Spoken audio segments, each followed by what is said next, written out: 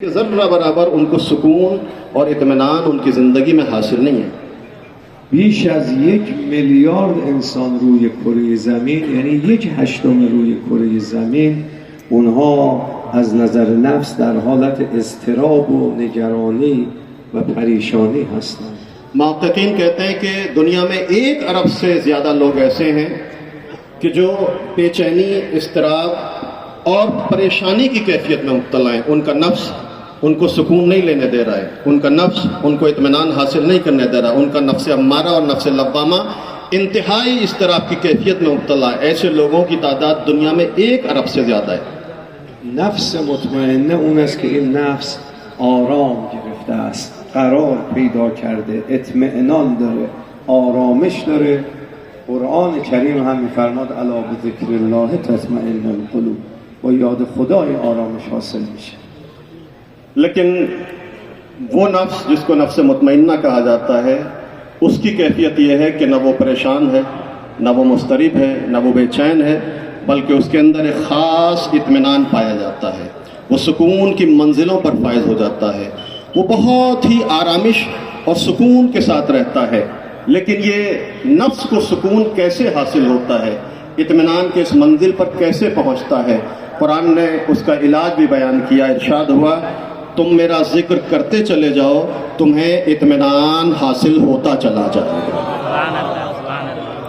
خب این اطمینان نفس چجوری حاصل میشه؟ सवाल, मज़ीद सवाल कि इत्मीनान नफ्स हासिल कैसे होता है, उसका तरीक़ा क्या है? عرض کردم راه به دست آوردن استقرار و اطمینان نفس که انسان دیگه استرس و اضطراب نداشته باشه، این است که انسان خودش رو به خدا وصل کنه، اون چه خدا میخواهد انجام بدهد، این نفس رو تربیت کند که فانی فی الله بشه، فناء فی الله پیدا کنه. इत्मीनान नफ्स के हुसूल का तरीक़ा, जैसे कि मैंने अर्ज़ किया कि जितना इंसान ज़िंदगी में ज़िक्र इलाही के चिराग जलाता चला जाएगा, उतना ही उसको सुकून हासिल होता चला जाएगा। जितना ही खुदा से करीब होता चला जाएगा, उतना ही इत्मीनान हासिल होता चला जाएगा। जितना अपनी ज़ात को ज़ात खुदा में फ़ना करता चला जाएगा, इत्मीनान और सुकून उसकी ज़िंदगी में आता चला जाएगा। غیر از رضای خدا چیز دیگری نخواهد. अल्लाह की मर्ज़ी और खुदा की खुशनुदी के अलावा दुनिया में कुछ और पाने की कोशिश न करे, सुकून उसको मिलता चला जाएगा। اگر کسی به این مرحله از نفس رسید، اونگاه خطاب الهی متوجه او میشه. जब इंसान खुद को ज़ात खुदा में फना कर देता है, उसकी ज़िंदगी में सिब्ग़ इलाही और सिब्ग़ तौहीदी आ जाता है, तो फिर अल्लाह अपने इस बंदे को इस तरह खिताब करता है। دیگه خدا میفرماد جای تو اینجا نیست. खुदा कहता है मेरे बंदे, अब तेरा मकाम इस दुनिया में नहीं है। برگرد پیش خودم، همون جایی که بودی برگرد. बल्कि खुदा कहता है इरजई इलैहि, मेरी तरफ पलट आ, अब तेरा मकाम मेरे पास है। خدا نمیگه بمیر، فوت میکنی، مرگ تو رو میگیره، کل نفس ذائقة الموت داریم، ولی به این نفس نمیگه ذائقة الموت، به این نفس میگه ارجعی الی ربک، برگرد. हर नफ्स के लिए मौत है, कुल्लु नफ्सिन ज़ाइक़तुल मौत, हर नफ्स को मरना है। लेकिन ये जो नफ्स है जो फना फिल्लाह हो जाता है, जो रज़ाए खुदा के हुसूल में पूरी ज़िंदगी बसर करता है, अल्लाह उसके लिए ये नहीं कहता है कि तू मर जा, बल्कि उस नफ्स के लिए कहता है इरजई इला रब्बिका, तू अपने रब की तरफ पलट आ। بعد خدا برای اینکه بشارت بهش بده که وقتی به اطمینان رسیدی، میگه هم راضیتا مرضیه، هم تو از خدا راضی، هم خدا از تو راضیه. और ये नफ्स जब फना फिल्लाह होकर इत्मीनान के मरहले पर फाइज होता है, अल्लाह उसे अपनी बारगाह में तलब कर लेता है, इरजई इला रब्बि के मरहले पर पहुंच जाता है। तो खुदा सिर्फ यही नहीं कहता कि आ बस मेरी तरफ पलट आ, बल्कि खुदा ये कहता है कि तू अब मेरी तरफ पलट आया तो देख अब मैं तुझसे राज़ी हूँ, तू मुझसे राज़ी है। این دنیا دیگه جای تو نیست. खुदा कहता है नफ्स मुतमइन्ना, ये दुनिया तेरा मकाम नहीं है। دنیا برای تو کوچک است. दुनिया तेरे लिए बड़ी छोटी सी चीज है। نعمت‌های و خوشی‌های دنیا محدود و کمه. दुनिया की नेमतें, दुनिया की लज्जतें तेरे लिए बड़ी महदूद हैं और बहुत कम हैं। تو باید بیایی کجا برگردی فادخلی فی عبادی وادخلی جنتی. ए मेरे नफ्स मुतमइन्ना, ये दुनिया की लज्जतें, दुनिया की नेमतें निहायत महदूद हैं, तेरे लिए नहीं है। तेरा मकाम तो अब इतना है कि तू आ मेरी बारगाह में आ जा, मेरे बंदों में दाखिल हो जा और मेरी जन्नत में दाखिल होता चला जा। مقام عبودیت بالاترین مقام، لذا وقتی شهادت به رسالت پیامبر میدیم اشهد ان محمدن عبده و رسوله میگیم. ये जो कुरान ने कहा है इस नफ्स मुतमइन्ना के लिए कि फदखुली फी इबादी, मेरे बंदों में दाखिल हो जा, याद रखिएगा मकाम उबूदियत बाला तरीन और अफजल तरीन मकाम है। चुनांचे आप जब पैगंबर की रिसालत की गवाही देते हैं तो यही कहते हैं कि मैं गवाही देता हूँ कि मोहम्मद अल्लाह के रसूल और उसके बंदे हैं। ये बंदगी और उबूदियत बाला तरीन और अफजल तरीन मकाम है जो खुदा अपने बंदे को अता करता है। فرد کامل و اکمل این مصداق کامل و اکمل این آیه شریف حضرت سید الشهدا علیه السلام شکی در اون نیست. याद रखिएगा इस नफ्स मुतमइन्ना और इस खूबसूरत आयत के सबसे अकमल और सबसे बेहतर मिस्दाक इमाम हुसैन अलैहिस्सलातु वस्सलाम की ज़ात गिरामी कद्र है। وقتی حضرت سید الشهدا از مکه به طرف کوفه میرفتن گفتن اینها به شما وفا نمیکنن، چرا دارید میرید اونجا؟ گفت ان الله شاء ان یرانی قتیلا، خدا میخواد من رو اونجا کشته ببینه، من این کارو میکنم، من خدا رو میخوام. जब फरजंद रसूल इमाम हुसैन मक्के से कूफे की तरफ जा रहे थे तो बहुत सारे लोगों ने कहा मौला आप क्यों जा रहे हैं, ये आपके साथ वफा नहीं करने वाले, ये आपको धोखा देंगे, आप मत जाइए, ये आपकी पुष्ट पर खंजर मारेंगे। तो इमाम हुसैन ने एक जुमला कहा था कि अल्लाह मुझे अपनी राह में शहीद होना देखना चाहता है, मुझे कतील होना देखना चाहता, मैं खुदा की दावत पर लब्बैक कहकर अपने वतन से बाहर निकला। وقتی پرسیدن چرا زن و بچه رو میبری اگه میخوای کشته بشی، گفت ان الله شاء ان یراهن سبایا، خدا میخواد اینا رو اسیر ببینه، من اون که خدا میخواد انجام میدم. फिर इमाम हुसैन से पूछा जाता है मौला आप चाह रहे हैं ठीक है आप राह खुदा में शहीद हो जाएंगे, लेकिन आप अपने साथ छोटे छोटे बच्चों को क्यों ले जा रहे हैं, आप अपने साथ सैदानियों को क्यों ले जा रहे हैं?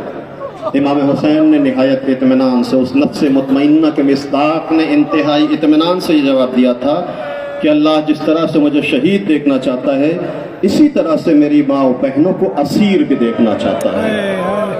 راوی میگه هرچه به آخرین لحظات عاشورا نزدیکتر میشدیم و اصحاب سید الشهدا به شهادت میرسیدن صورت سید الشهدا درخشانتر و قوت سید الشهدا بیشتر میشد، خم به ابروی او وارد نشد، هیچ ضعفی در او به وجود نیامد، اون نفس مطمئنه بود.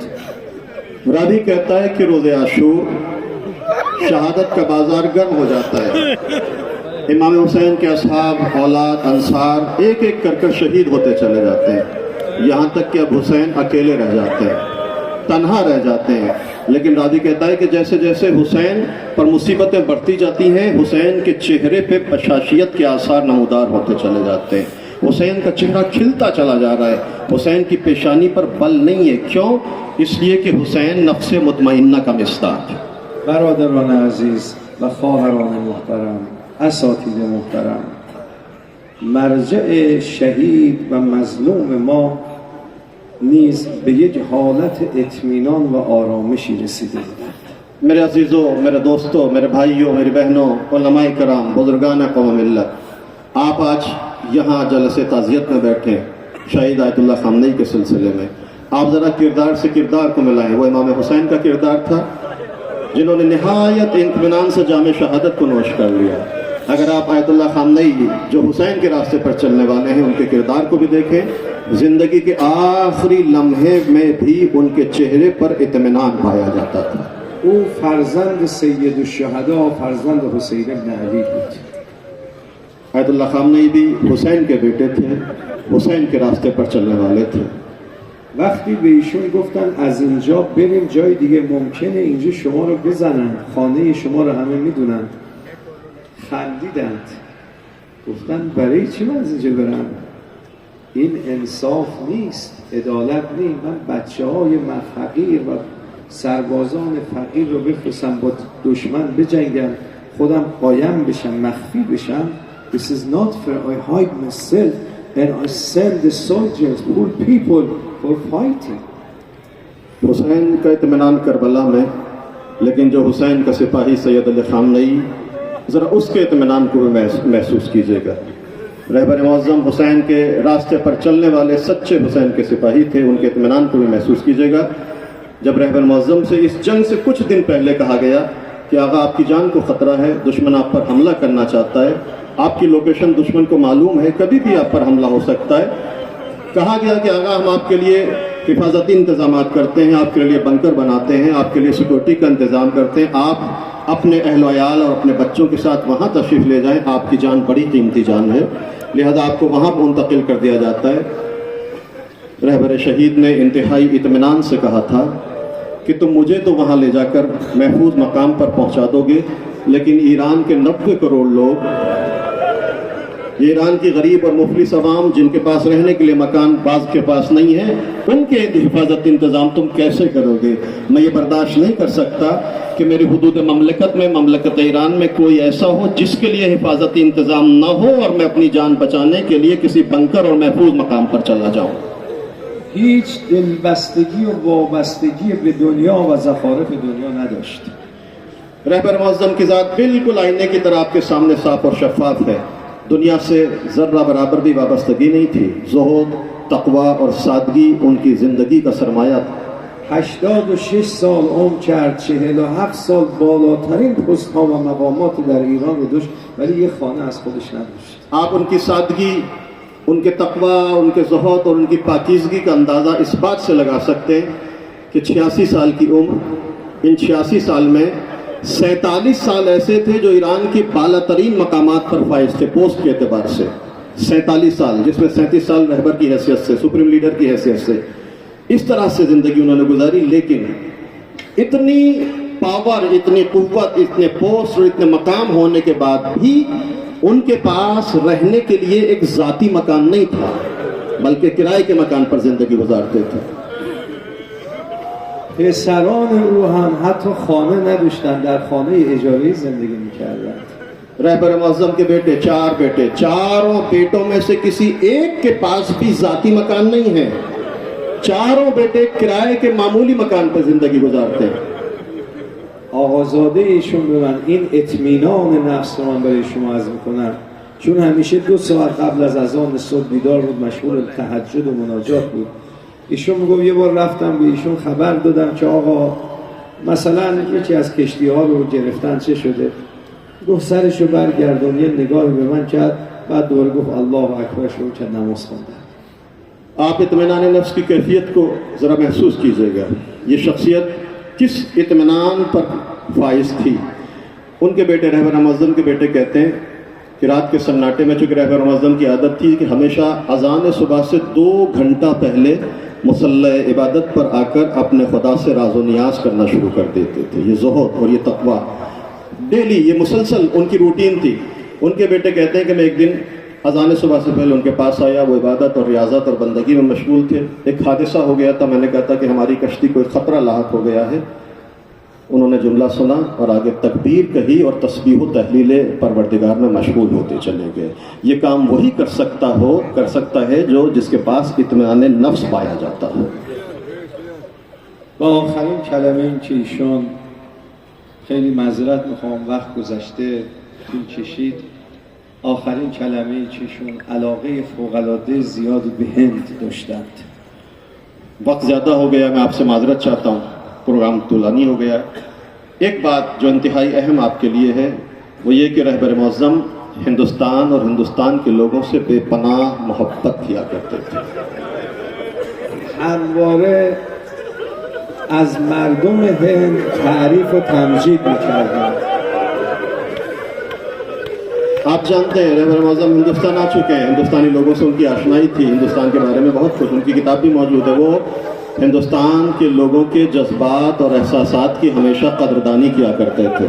گاهی اسمهای علمای هند، شخصیت‌های هند، دانشمندان هند رو به اسم میگفتن و میگفتن فلان کتاب رو نوشته، من کتابش رو خوندم و بسیار تعریف میکردند. हिंदुस्तान के बुजुर्ग उलमा, हिंदुस्तान के बुजुर्ग दानिशवरान को उनके नामों से जानते थे रहबर मुअज़्ज़म, और अक्सर कहते थे कि हिंदुस्तान के फलां और बुजुर्ग आलिम ने ये किताब लिखी है, मैंने उनकी इस किताब का मुतालिया किया है. हिंदुस्तान के फलां दानिशवर ने ये मकाला लिखा है, मैंने उनके इस मकाले को मुतालिया किया है. इस हद तक हिंदुस्तान से उनकी आशनाई और इजहार मोहब्बत. من همیشه متعجب بودم که چرا اینقدر ایشون از این هندی ها، برادران عزیز و خواهران محترم هندی تعریف میکنه. داده اینها هست. मुझे हमेशा ताज्जुब होता था कि रहबर मुअज़्ज़म हिंदुस्तान और हिंदुस्तानियों से इतनी मोहब्बत क्यों करते हैं, हिंदुस्तानियों से उनको इतना ज़्यादा इश्क क्यों है. تا این که دیدم نه، ایشون بی جهت این عشق و علاقه رو به مردم هند نداشت. यहाँ तक कि अब मुझे मालूम हो गया कि ये मोहब्बत बिला वजह की मोहब्बत नहीं थी, बल्कि इसमें एक राज पोशीदा था.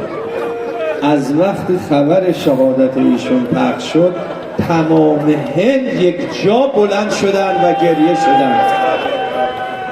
और इस मोहब्बत का राज उस वक्त खुला कि जब रहबर मुअज़्ज़म की शहादत हुई और मैंने आप हिंदुस्तानियों के जज्बात को महसूस किया है, आपके आंसुओं को, आपके अश्कों को, आपके गिरिए को, आपके इजहार मोहब्बत को. पूरे हिंदुस्तान के लोग जिस तरह से रहबर मुअज़्ज़म के लिए उन्होंने आंसू बहाए हैं, अपने जज्बात का इजहार किया, मुझे पता चला उस वक्त के क्यों रहबर हिंदुस्तान के लोगों से इतनी ज़्यादा मोहब्बत करते थे. فقط شیعیان نبودند، برادران شیعه، برادران اهل سنت، مردم عزیز هندو، مردم عزیز سیک، مردم عزیز مسیحی، همه و همه شد یک پارچه عزادار و گریه. और मैंने ये देखा है, ये जो जज्बात का इजहार, ये आंखों में आंसू, ये अश्क, ये गिरिया, ये जज्बात का तलातुम सिर्फ आप शियों में नहीं था, बल्कि मैंने अहले सुन्नत भाइयों में भी देखा, मैंने अपने हिंदू भाइयों में भी देखा, मैंने बौद्ध, जैन और क्रिश्चियन जो हिंदुस्तान के सारे मोमिन जहारे लोग हैं उनके दरमियान ऐसे जज्बात का अपनी आंखों से मुशाहिदा किया है कि वो रहबर मुअज़्ज़म के लिए किस तरह से तड़प रहे थे उनकी शहादत के बाद. Therefore I understood that the land of India is the land of loyalty, the land of justice, the land of wisdom, the land of dignity, the land of solidarity, the land of humanity, the land of morality. Hindustan की सरजमीन ऐसी सरजमीन है जो अदालत की सरजमीन है, जो इंसाफ की सरजमीन है, जो हिमायत और मानवियत की सरजमीन है, जिसमें इंसानियत की खुशबू पाई जाती है. लिहाजा ये किसी ऐसे इंसान के लिए आंसू बहा रहे हैं जिसने परचम अदालत को बुलंद किया, जिसने इंसानियत को नाम को रोशन करने की कोशिश की. روز عاشورا یکه و تنها غریب وحیدن فریدا وسط میدان ایستاد، نگاه راست چپ هر نگاهی که دیگه هیچ کس نداره. रोज़े आशूर फर्जंद ज़हरा मक्तल के दरमियान खड़े हैं, कभी दाहिनी तरफ हुसैन ने देखा, कभी बाईं तरफ हुसैन ने देखा, और एक मर्तबा बड़ी हसरत से एक आवाज़ बुलंद की, कोई है जो मेरी मदद करे. یک صدای قربتی داد که زمین و آسمان رو متلاشی کرد. فریاد هل من ناصر ینصرنی. हाज़िज़ हुसैन गरीब रोज़े आशूर. बड़ा दर्द था हुसैन की आवाज़ में, बड़ा कर्ब था हुसैन की आवाज़ में, बड़ी तकलीफ थी हुसैन के लहजे में. अजीब अंदाज से फातिमा के लाल ने न जाने कैसे कहा हल मिन नासिर यंसुरना. میخوام بگم مولانا آقای استاد یاسر عباس صاحب، ای کاش عاشورا بودی و این مردم رو دعوت میکردید بیا به کمک فرزند فاطمه. हुसैन आवाज़ इस्तिग़ासा बुलंद कर रहे थे, लेकिन कोई ना था जो हुसैन की आवाज़ पर लब्बैक कहे. आगा कह रहे हैं कि मैं डॉक्टर यासूर अब्बास साहब से कहना चाहता हूँ कि काश आप इन लोगों के साथ करबला के मैदान में मौजूद होते. तो हुसैन कभी तन्हा न होते, गरीब ज़हरा कभी अकेला न होता। من شک ندارم که اگر ما این مردم هند 1,5 میلیارد مردم هند روز عاشورا بودن، همه بدون استثنا داد میزدن لبیک یا حسین و پیش سید الشهدا بودن و اجازه نمیدادن سید الشهدا رو اون چنان غریبانه به شهادت برسونن. मैंने जो कुछ हिंदुस्तान में देखा है, मैंने जैसे आपके जज्बात को महसूस किया है, मैंने आपके एहसासात को अपनी आंखों से देखा है, लिहाजा मैं पूरे यकीन और पूरे इत्मीनान से कह सकता हूँ, अगर आप तमाम लोग, हिंदुस्तान की पूरी कौम करबला में रोज़े आशूर मौजूद होती तो हुसैन को इस तरह से बेआबो आपको प्यासा कत्ल कर दिया जाता। आप एक जबान होकर कहते मौला आप तन्हा नहीं है, हम सब आपकी जान, आपके कदमों पर जान कुर्बान करने के लिए आमादा है। میخوام بگم یا ابا عبدالله، ببینیم مردم برای یکی از بچه ها چی کار میکنن. اگه کربلا بودن نمیذاشتن زینب تأثیر بشه. मैं करबला की तरफ मुतवज्जे होकर अपने आका और मौला इमाम हुसैन से कहना चाहता हूँ, मौला आइए, आप देखिए ये इतना बड़ा मजमा आपके फर्जंद शहीद खामनई के लिए कैसे बेचैन हो गया। मौला खामनई आपका फर्जंद है ना, आपके लिए लोग कैसे आंसू बहा रहे हैं। मौला इनके आंसुओं को देखकर मैं पूरे यकीन से कह दे सकता हूँ, मौला अगर ये लोग करबला में होते तो ज़ैनब